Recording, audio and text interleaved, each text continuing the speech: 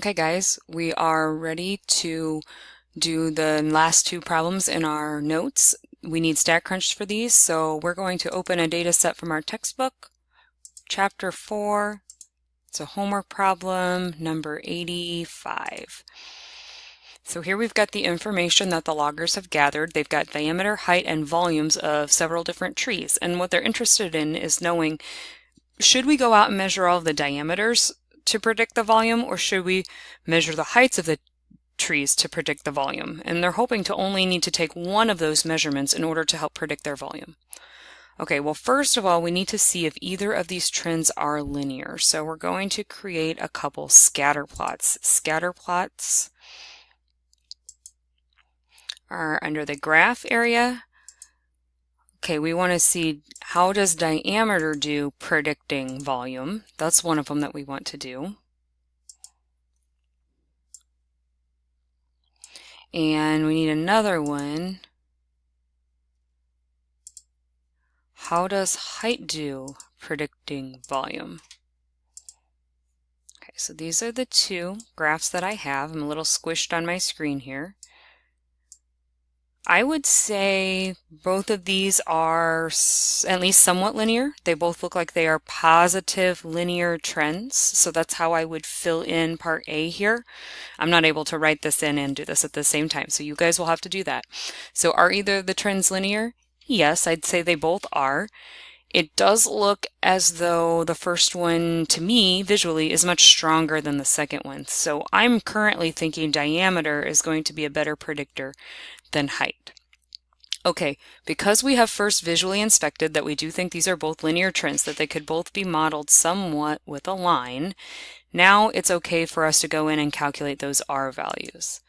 Calculating those R values are somewhere different.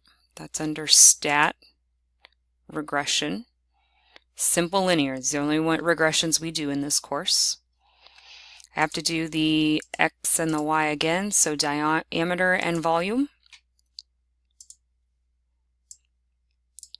And I'm going to go ahead and do the same thing for height and volume and compare these two. So I get a lot of information when I do this. I don't need all of this, but look at what we get. It tells us what our dependent and our independent variables. So we know that height is the input, volume is the output here, and it gives me an equation. When you write these out, you need the full equation. Volume and height have to be there. You cannot just write the numbers. Volume and height are your variables. So volume equals negative 87 point whatever plus 1.5 blah blah blah height. That's the full equation. And then notice also here it tells you what your R value is, that correlation coefficient. So we need that. That's what we're really interested in right here. In this one, our correlation coefficient is 0.967. So what we're getting here is an actual number value that solidifies what we already thought. We already thought this one was stronger, and now we've got the numbers to back it up. So we can report our R values over here. We can write those down. We can also say at this point, which one do we think is the better predictor? Well, I definitely think this one is the better predictor because it's a much stronger relationship. It's really cool here too. You get a second page on both of these. They show you that fitted line. They show you the line that best goes through it. We're going to use those in the next section. So kind of a preview there. It says switch your predictor and your response variables on the chosen model. So, okay, we're going to, my chosen model would be this one. So I'm going to get rid of this one. Okay, let's go into my options and let's reverse my variables. Let's put volume here and diameter here and recalculate. It says what happens to this R value and what does that mean? Well, you notice that it's the same R value as it was. So here's just another example of the fact of when you switch your variables, it does not change the R value because it doesn't change the strength of the relationship. They're still related in the same strength, they're just reversed. So nothing happens here. Okay, let's move on and let's do number 4 now. we need to open a different set of data. So I'm going to close that. This one we need 4.28. So here what we've got are heights of seesaws, like the left and the right side of a seesaw above the ground. It says assume the trend is linear, calculate the correlation, and say what it shows. Well, we've seen that when we go in and we calculate that correlation, so let's see, left, right, if we calculate it, we get a visual as part of that. So here's my linear trend. It does look linear, so I don't have to assume. I can check, yes it is. And when I look at that correlation coefficient, I get that it's exactly -1. So what is it? It's -1. What does that show? Well, I'd say that shows a couple things. The fact that it's negative shows me that there's a negative relationship between the left and the right side. What that basically means is when the left side is up, the right side is down. And when the right side is up, the left side is down. So that tells me exactly what I already know about a seesaw. And then the fact that it is a 1 tells me that it is a perfect linear model. I can visually see that. It's perfect. The line goes through every single point.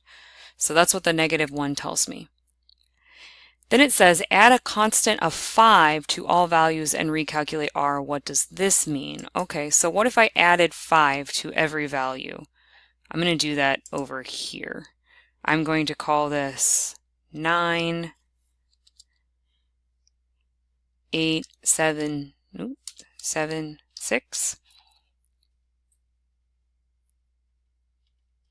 5, sorry, almost left one out.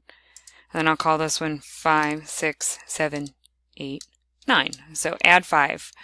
Okay, I'm going to do the same thing, but I'm going to use variables 4 and 5 now because I moved my data over. So what if I do a regression, simple linear, and I use variable 4 and 5 now? Notice my correlation coefficient is still -1. So this is an example of how you can add a constant to all your values. And again, it doesn't change the strength of the relationship. All it did was move the seesaw higher in the air by 5 feet. It doesn't change how strongly related the left and the right sides are.